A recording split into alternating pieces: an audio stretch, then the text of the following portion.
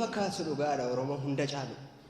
Gootummaan keessan adda ijoollee lixa biiftuu harka qullaa yaatanii argina irra taankiittu.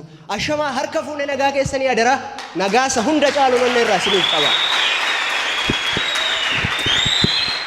Anaanis na dhukkuba. Mee yaada sabboonaa koo nagaan naaf ol adara. Anoo badaan fagaadhu ga'een deebi addana jedhee yoon manaa ba'u akkuma mala kooti. Gurbaa tokkon argadhe naannawa mana kooti. Maal jedhee yoon as garuu gurbaa taa'u kanatti iyyeechina deebise arrabsoodhaan qaratti. Anis dhiisee deemuuf ka'eeni deebi'ee as ilaalee dhibamaa akka koodhaa jedheen takka tilmaame. Jireenyi isaa babbadee ta'eera mannee xurii gadadoon ittiin xabdee isa gateera firri. Suutuma suutaan deemeen itti hiqe xiqqoo ishee dhaqee man kaasan jedhe haa fidu wanta fide. Obboleessottiin jedhee yoon waamu maqaa isaa lafan of buusun dhabee nannee argee fuula isaa. Egaa gara jabaataa malee kan dhadhaa afaan ka'an dhagaa afaan naman kaa'u innis natti siqate yoon naqee bukkee taa'u. Maal taate yaa qomoo koo jedheen isa gaafadhe rakkoo isaa natti himate inni sanan saalfanne.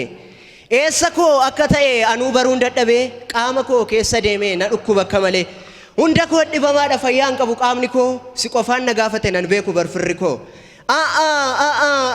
Jedhee man iyyaa oola dhibee koon gidirfamee kan diinaallee haafu fira kootiin gatame. Kan na fayyisuun dhabe kan na fannisu malee kadhaan kadhadhus waaqa diina koof karaa bane. Ani dur sooressadha qotee bulaa olaanaa qamadiis ta'e garbuu gad ba'een alaa'aama. Ani dur diinan qabu fira waliinan gala ollaa koo wajjin nyaadheen wajjiniinis jiraadha.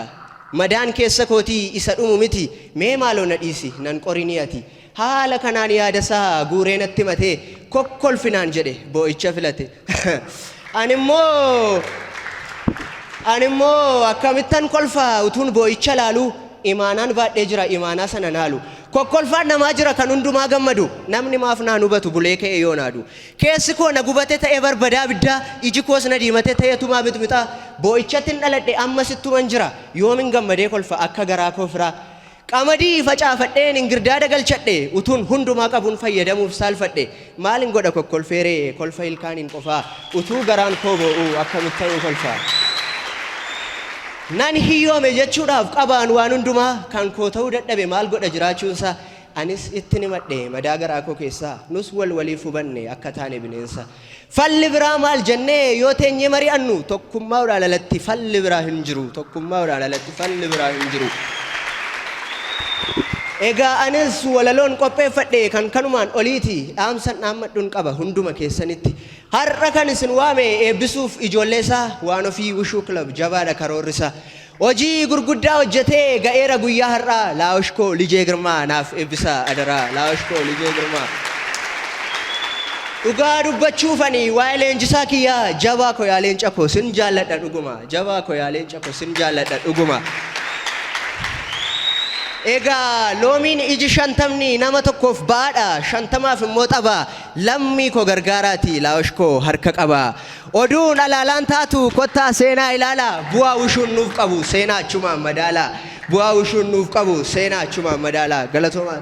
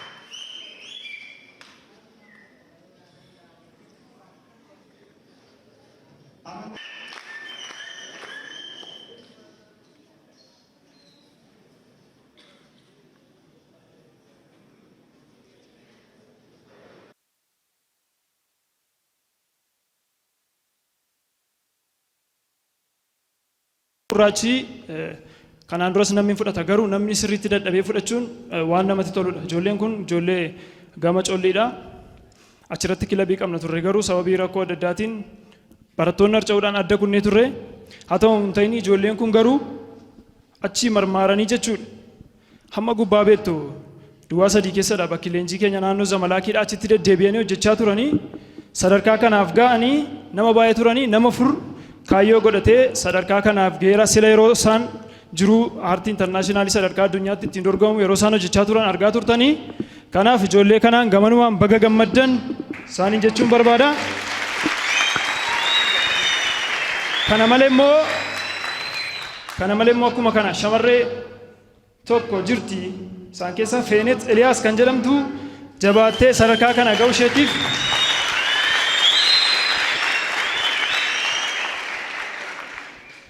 baay'ee jabaadhaa kanamatti qabee.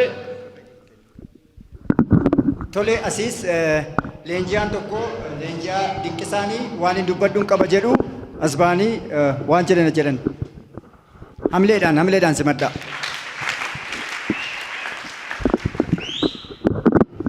Tole galatooma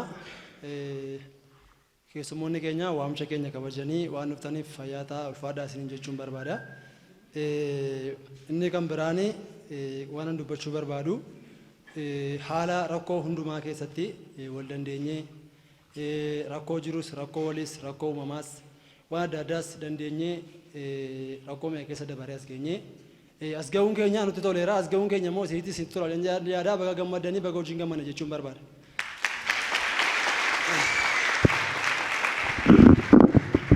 Inni kan biraanii kanan dubbachuu barbaadu waa'ee inistiraaktar leenjisaa keenya leenjisaa Jaalem Girmaadha. Inni dhugaasaa dubbachuu fi nama qaama keenya duwwaa irratti hojjetu miti. Akkuma beektanii warri beektan jirtu nama waan dandeettii baay'ee nama qabudha jechuudha. Gama kitaabaan warri isa beektan jirtu. Ana wajjin gama sana dura waliin beeknu turre. Ana wajjin gama kitaabaa wal barree ergasii fiilmii wajjin hojjenneerraa kitaaba PDF wajjin maxxansine qabna. Ammas fiilmii wajjin hojjechuuf jalqabne qabna. Inni dhugaasaa dubbachuu fi abbaa koo obboleessa koo hangafa caalaatti inni nama sammuu baay'een isa jaalladhaa baay'een isa dinqisiifadhaa akka kootti akka naa jaallatan bakka koo buutanii akka naa jaallatanii akka naa kabajanii isin gaafadhaa jechuudha. Hundumti keessanii warri mana kana keessaas warri kunis jechuudha. Dhugaasaa dubbachuu fi waan itti siquuf waan isa beeku miti jechuudha. Inni nuufi waan baay'eedha. Dhugaasaa dubbachuu fi inistiraaktarri Jaalem an akka ilma Oromoo tokkootti ni ilaala. Isaan iyyuu nama kana gidduutti waan guddaan isarraa eega. Ana jechuudha akka dhuunfaa kootiitti. Isinis kana beektanii waan guddaa nama inni ispeeshaalii industirii fiilmii Oromoo keessatti industirii kitaaba Oromoo keessatti ammas kitaaba ispoortii kanaa kitaaba maxxanse qabaa. Ammas kitaaba PDF'dhaan maxxanse qabaa. Ammas kitaaba saayikooloojii kitaaba guddaa kitaaba biroo itti maxxanfamu jira. Kanaaf nama sammuu namaattis qaama namaa irrattis nama waan baay'ee irratti nama tarta hojjetudha jechuudha. An akka kootti galatoomii jabaadhu waan dandeenyuun humna keenyaan beekumsa keenyaan si bira jirra eessattuu sin jechuun barbaada. Inni kan biraan immoo isinis akka dhugaadha an waan dhuunfaatti isa beekuuf osoo hin taane nama Oromoon industirii kitaabaa fi industirii fiilmiidhaanii nama Oromoon bor waggaa 15 booddee hin qabaata jiradhee ittiin dubbatu keessaa nama tokko akka inni ta'e gamanumarraa nan dubbadha jechuudha. Maaliif hojii isaas dubbisees waan an argee fi hojii isaas wajjin hojjedhees waan an argee fi kanaaf asumaan kan dubbachuu barbaadu shamarranas keessa jirtan jirtu dargaggeessa jirtu waan walii wajjin hojjechuu dandeenyu warri as keessa jirtanis warri as jirtanis warra leenjii kana keessa jirtanis kanaan booddee waan hojjennu walii wajjin hojjennaa.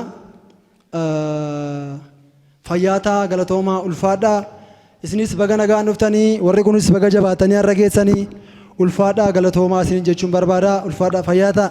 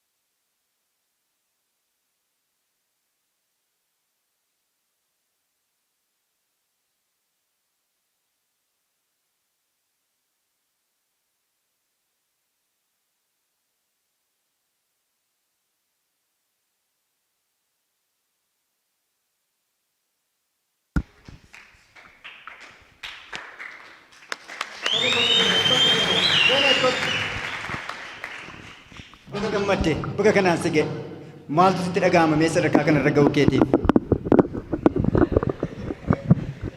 Ishi hundumti keessan galatoomaa jecha sagantaa guyyaarraa akka ittiin eebbifamuu isaatti baay'een gammada.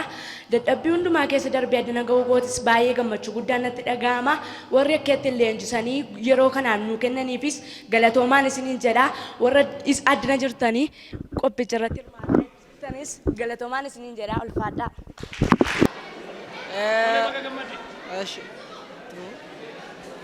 Eshi maqaan koo Amaanuel Mangistuun jedhama. Kanan irraa dhufee ganda Colli Mikaa'el irraati. Hojii baay'ee hojjechaa turre, dadhabbii baay'ees qaba ture. Amma kana keessatti dadhabbii keenya hundumaa kana keessatti Waaqa isa nu gargaaree yeroo kanaan nu ga'e baay'ee galateeffachuun barbaada. Itti aansuudhaan immoo leenjisaa keenya Lijaaleem Girmaa dadhabbii hundumaa keessatti nu duukaa ta'uudhaani amma yoo wanaatti nu duukaa ta'anii nu gargaaranii saayidii kanaan nu ga'anis baay'ee galateeffachuun barbaada. Ijoollee Colli irraa hojii hojjennus haala hundumaa keessatti dadhabbii utuun jedhanii waliin hojjechaa turres baay'ee galateeffachuun barbaada. Hundi keessan iyyuu baay'ee galatoomaa jechuun barbaada. Tole dargaggootaaf dhaamsa maalii qabda? Ishi dargaggootaaf ispoortiin qaama keenya duwwaaf utuu hin taane sammuu keenyaaf illee baay'ee ariifiidha. Namoonni ispoortii hubannoo isaan qabnes ispoortii kana hojjetanii akka jabaatanii namoonni yeroo keessan iddoo biraatti fixaa jirtan illee ispoortii kana hojjennee utuu waliin jabaannee jijjiiramni keenya sammuudhaanis qaamaanis jijjiiramuu dandeenya waan ta'eef hundi keessan iyyuu haala kamirratti iyyuu wal gargaaree waliin hojjennan jechuu barbaada. Galatoomi. Maqaan koo Boonsaa Tamasgeen jedhama. Asuma ganda duwwaa tokkodha. Tole maal hojii dhuftan irra bakka kana? Har'a sagantaa eebba Wushuu Waanofii jira. Fedha ispoortii gatii qabnuu fi salaaluu dhufu. Tole maal irraa baratte ispoortii kanarraa? Waaw ammana jedhee kan dubbachuu hin dandeenye akkasumatti fedhuma qabaachuu koon qofaanii dhufee bakka kanatti argame waan baay'een irraa baree waan baay'een irraa hubadhe ispoortiin keessumaayyuu qaama duwwaa ta'uu hin taane sammuu irratti keessuma aartii Oromoo irratti akka hojjechuu danda'u baay'ee irraa baradhe galatoomaa jedhaan isaaniinis. Tole namoonni baay'een amma ispoortii yoo baratanii rukuttaa duwwaaf waan isaan fayyadan fakkaata. Ati kanarratti maal jetta? Namooti baay'een kan hubannaa isaan qabne ispoortii jechuun nama dha'u gaggalagaluu waan adda addaatti uffatu ispoortii gateedhameef jechuudha. Garuu ispoortiin isa duwwaamni ispoortiin keessumaa sammuu irratti keessumaa daa'imummaatti utuu jalqabaniitiin jedha sammuu isaan irratti barnoota isaan irratti illee akka isaan ayiku isaanii guddifatan gargaara. Isa kanaaf hundumtuu dhufee hojjetee natti tola. Galatoomi.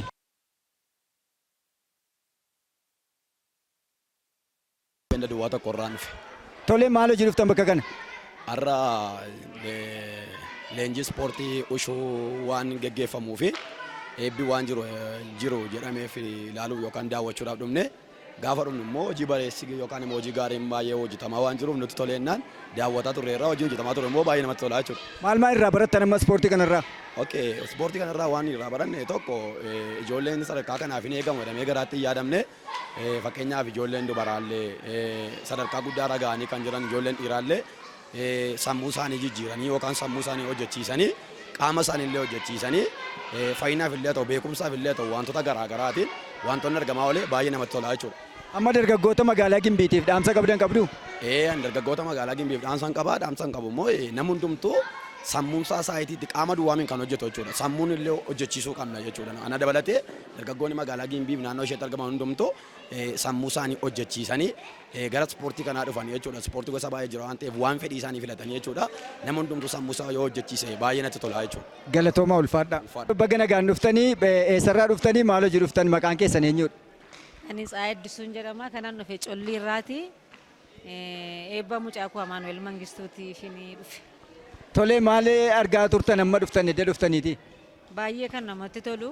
Ispoortiin jaalala akka ta'e, ispoortiin nageenya akka ta'e, ispoortiin suusii garaagaraarraa amala garaagaraarraa illee ijoollee keenya karaa jireenyaarra akka inni barsiisan hubadhee qaama isaaniifis, jireenya isaaniifis, beekumsa isaaniifis, barumsa isaaniifis gaarii akka inni ta'e hubadhe. Mucaan keessan edda iddoo ispoortii kana dhufe jijjiiramanni mana keessatti agarsiise maalidha? Baay'ee jijjiiramee dur bakka garaagaraa bakka puulii maalii tura amma eddasii nu abboomamuufis yoo ta'e waan gaarii amala gaarii turraa argaa jirra baay'ee itti gammanneerra waaqayyoof galanna ta'u. Kanaaf ijoollee baay'eetiif iyyuu barumsa ta'a jechuudha. Eeyyen. Galatoomaa baga gammaddan. Irraa dhuftanii fi maqaa keessan. Maqaan koo Geetinnat Tsaggaayeen jedhamaan asuma Gimbii ganda duwwaa tokkorraan dhufe. Maal hojii dhuftan irra bakka kana? Mucaa kootoo eebbifamaa yoon as dhufe. Tole mucaan keessanii maal sadarkaa maal irra ga'ee maal qabattoo maal fudhate? Mucaan koo qabattoo isa jalqabaate reefuu jalqaba kan inni eebbifamu isa kanaadha kan inni fudhate amma har'a. Akkam jijjiiraminni edda ispoortii kana dhufee mana keetti agarsiisaa jiru? Baay'ee jijjiirama guddaa qaba. Amalaanis jijjiirama qaba.